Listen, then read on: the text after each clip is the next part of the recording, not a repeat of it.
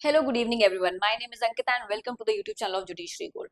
कई दिनों से मैं एमपी एडीपीओ के सिलसिले में बहुत सारे स्ट्रैटेजिक सेशंस लेकर के आ रही थी, जहाँ पे किताबें क्या पढ़नी है, किस तरीके से पढ़ना है, प्लान कैसे करना है, करंट अफेयर्स, आपका स्टैटिक जीके, सब चीजें कैसे पढ़नी है, क्या नहीं करना है, हिंदी मीडियम के लिए क्या किताबें, इंग्लिश मीडियम के लिए क्या किताबें, ये सारी बातें मैंने आपको इन सेशंस में बताई हैं। लेकिन आज का जो सेशन है वो इन सबसे अलग है, क्योंकि आज मैं कोई स्ट्रैटेजी की बात नहीं करूंगी। आज मैं एक बहुत बेसिक मुद्दे पर आपसे बात करने के लिए आई हूँ। वो मुद्दा ये है कि कुछ दिनों से जो भी मैं स्ट्रैटेजिक सेशन की वीडियो डालती हूँ, एक ही सवाल बच्चों का निरंतर आता है कि मैम क्या वैकेंसीज बढ़ेगी, वैकेंसीज इतनी कम क्यों आई हैं, हम क्या करें ऐसे में। बच्चों की तकलीफ और बच्चों की शिकायतें यहाँ पर साफ ही कमेंट सेक्शन में नजर आ रही है, बच्चों की नाराजगी नजर आ रही है।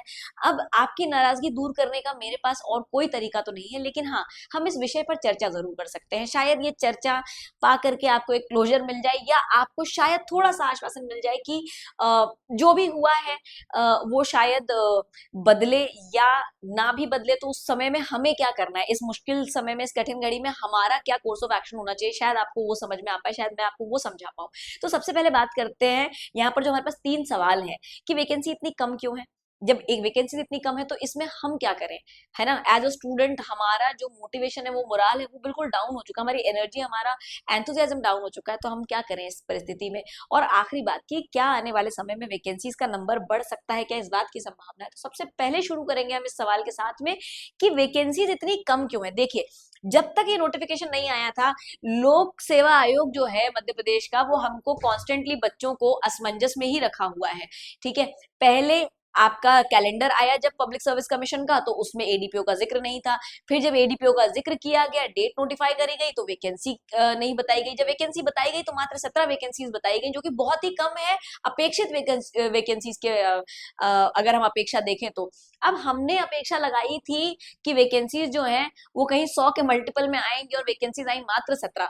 तो ये कहीं ना कहीं बच्चों को बहुत परेशान कर देने वाली बात हुई है। लेकिन सवाल ये है कि इतनी वैकेंसीज कम क्यों आई है। देखो, मोटे मोटे तौर पर इस बात का कोई सटीक जवाब मैं आपको नहीं दे सकती, है ना। ये बिल्कुल वैसे ही है कि नोटबंदी क्यों हुई थी, तो नोटबंदी क्यों हुई थी अब हमें नहीं पता। लेकिन जैसे लोग मूवीज देख करके या कोई और वजह अपने हिसाब से ढूंढ करके अपने आप को संतोष दे रहे हैं, वैसे ही हम यहाँ बात कर सकते हैं कि देखिए, जो वैकेंसीज नहीं आई है उसके पीछे एक बहुत बड़ा कारण जो हो सकता है, जो जनरली बड़े कारण होते हैं, वो कारण आपका उसमें से एक कारण हो सकता है एडमिनिस्ट्रेटिव या फिर फेज्ड रिक्रूटमेंट। गवर्नमेंट अक्सर क्या करती है कि सारी वैकेंसीज ना एक साथ रिलीज नहीं करती है, बल्कि फेजेस में वैकेंसी रिक्रूट करते, वैकेंसीज नोटिफाई करती है और फेजेस में रिक्रूटमेंट करती है। तो हो सकता है कि फेज वाला जो क्या कहते हैं, आपका जो रिक्रूटमेंट है वो फेज रिक्रूटमेंट हो, इसीलिए एडमिनिस्ट्रेटिव कारणों से आपकी जो वैकेंसीज है वो सारी की सारी एक साथ नोटिफाई नहीं करी गई है।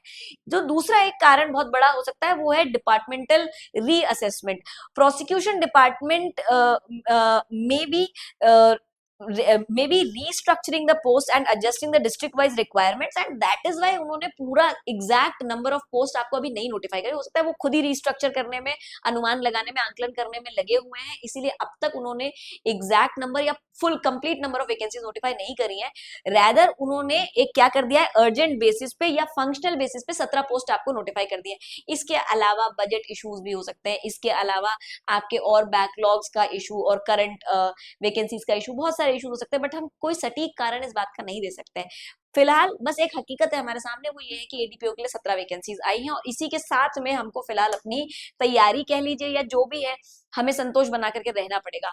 अब यहाँ पर जो दूसरा सवाल है कि हम क्या करें ऐसे में, एज स्टूडेंट्स, एज एस्पिरेंट्स, हम क्या करें जो कंप्लीटली निर्भर थे, क्योंकि जुडिशियरी ने तो कहीं ना कहीं 3 साल का एलिजिबिलिटी क्राइटेरिया लगा करके थोड़ा धोखा कर ही दिया है बच्चों के साथ में। बची आपकी एमपी एडीपीओ, जिसके भरोसे हम सोच रहे थे कि चलो जुडिशरी नहीं तो एमपी एडीपीओ के सहारे हमें जॉब तो मिलेगी, लेकिन अब वो भी हमें कहीं ना कहीं परेशान कर रही है, या उसमें भी 17 ही वैकेंसीज है मात्र। तो देखिए, सबसे बड़ी चीज जो मैं आपको समझाना चाहूंगी वो ये है कि डोंट सिट आइडल। ठीक है, यानी कि खाली मत बैठिए, शांत होकर के, शांत दिमाग से काम करते रहिए, निरंतर काम करते रहिए। आलस खा करके चुपचाप एक जगह बैठ जाना, अफसोस मनाना, या ये सोचना कि अब कुछ करने को नहीं बचा है, क्या करें, छोड़ो, हटाओ, सब कुछ पड़ा रहने दो जो जैसा है, पढ़ाई मत नहीं करेंगे, किताबें हटा देंगे, किताबें फेंक देंगे, ये सब मत करना। ठीक है, जो पढ़ रहे हो पढ़ते रहो, पढ़ाई में ब्रेक नहीं आना चाहिए। हाँ, तुम रोज 6 घंटे पढ़ते थे, 8 घंटे पढ़ते थे, वो समय अब तुम 6 घंटे की जगह 3 घंटे पढ़ लो, क्योंकि अभी मुझे भी पता है कि एकदम से मन नहीं करेगा। चलेगा। जब तक सामने टारगेट नहीं होता है तब तक ना बहुत ज्यादा तेज दौड़ लगाने का मन भी नहीं करता है। तो कोई बात नहीं, तेज दौड़ मत लगाओ, लेकिन कछुए की तरह धीरे धीरे धीरे धीरे अपना सामने चलते रहो टारगेट की तरफ, ठीक है। दूसरी चीज, पढ़ना मत छोड़ना, ठीक है। थोड़ा पढ़ो लेकिन रोज पढ़ो, ठीक है। इसको ऐसे मान के चलो कि ये तुम्हें समय मिला है और तैयारी करने का, मेंस की तैयारी कर लो, इसमें मेंस की आंसर राइटिंग कर लो इस बीच में। फिर उसके बाद में डिस्ट्रैक्ट नहीं होना है ना। अब लग रहा है कि एमपीएडीपीओ की वैकेंसी नहीं आई है और जो है आपका जुडिशरी में भी 3 ईयर का एलिजिबिलिटी क्राइटेरिया है, तो क्या दूसरे एग्जामों की तैयारी करना चालू कर दें, क्या लिटिगेशन में चले जाएं। लिटिगेशन में देखिए 3 ईयर प्रैक्टिस के लिए आपको जाना ही पड़ेगा, लेकिन कोई और करियर ऑप्शन एक्सप्लोर मत करने लग जाना। 2 एग्जाम्स आपने अपने हाथ में तैयारी करके रखे हुए हैं, उन्हीं एग्जाम्स के ऊपर मैं आपको सजेस्ट करूंगी कि आप फोकस कीजिए। स्टेट बदलने का मत बहुत ज्यादा सोचिएगा। कई बार बच्चे जिस स्टेट की वैकेंसी आई है, अरे बिहार की वैकेंसी आई हुई है, चलिए बिहार का फॉर्म भर देते हैं। बिहार का सिलेबस और मध्य प्रदेश का सिलेबस में जमीन और आसमान का अंतर है, और वो अंतर पूरा करते करते समय चला जाएगा, तैयारी पूरी होगी इस बात की कोई गारंटी नहीं है। इसीलिए ये भी मत कीजिएगा कि चलो डिस्ट्रैक्ट हो जाते हैं, अपना टारगेट ही बदल देते हैं। टारगेट मत बदलिए अपना। उसके बाद में don't completely abandon other exams. अब इससे क्या मतलब है कि एक तरफ मैम कह रहे हो कि दूसरे राज्यों को मत देखना और एक तरफ कह रहे हो कि दूसरे एग्जाम्स को अबैंडन मत करना। मेरा यहाँ कहने का मतलब है कि जो भी एग्जाम का सिलेबस तुम्हारे एडीपीओ के सिलेबस से, तुम्हारे मध्य प्रदेश जुडिशरी के सिलेबस से मिलता जुलता हो, उस एग्जाम को मत छोड़ो, उस एग्जाम को दे। ये मत करो कि नहीं हम तो एनपीएडीपीओ आएगा तो वही देंगे, जुडिशरी आएगा तो वही देंगे, बाकी कोई हम एग्जाम ही नहीं देंगे। तो एकदम एक ही एग्जाम पे टिके मत रहो, लेकिन इसका मतलब ये भी नहीं है कि हर कोई सा रैंडम एग्जाम दे दो। वो एग्जाम उठाओ जिसका सिलेबस तुम्हारे एमपीएडीपीओ के सिलेबस से मिलता जुलता हो। अब चलते हैं आखिरी बात के ऊपर, और इस पूरे सिचुएशन में अपनी हेल्थ का, अपनी सेहत का ख्याल रखो, मेंटल स्टेट का ख्याल रखो, अपने शारीरिक सेहत का ख्याल रखो, क्योंकि ये बहुत जरूरी है। मानसिक और शारीरिक त्रास देने से अपने आप को यहाँ कुछ नहीं होने वाला, ठीक है।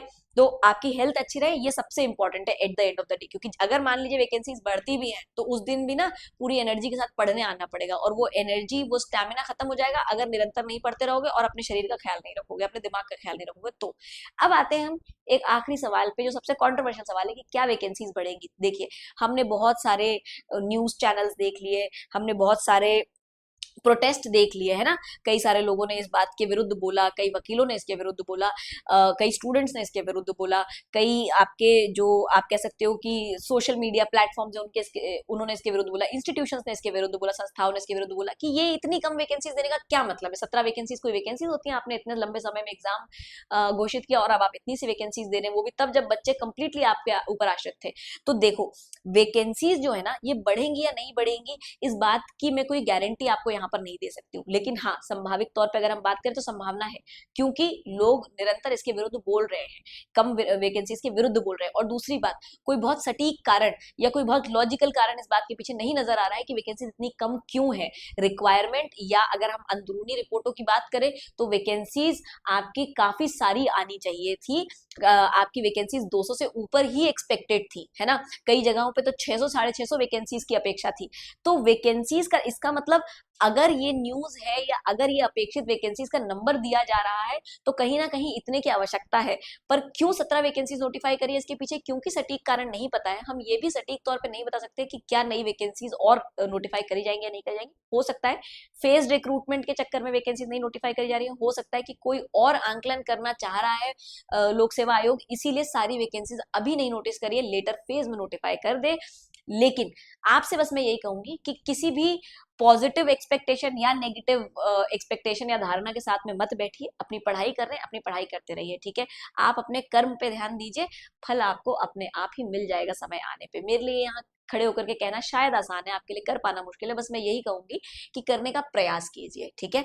चलिए, bye everyone, see you all in the next session. और क्या चीज के ऊपर आप स्ट्रैटेजी चाहते हैं या किस चीज के ऊपर आप सेशन चाहते हैं, मुझे जरूर कॉमेंट सेक्शन में बताइएगा।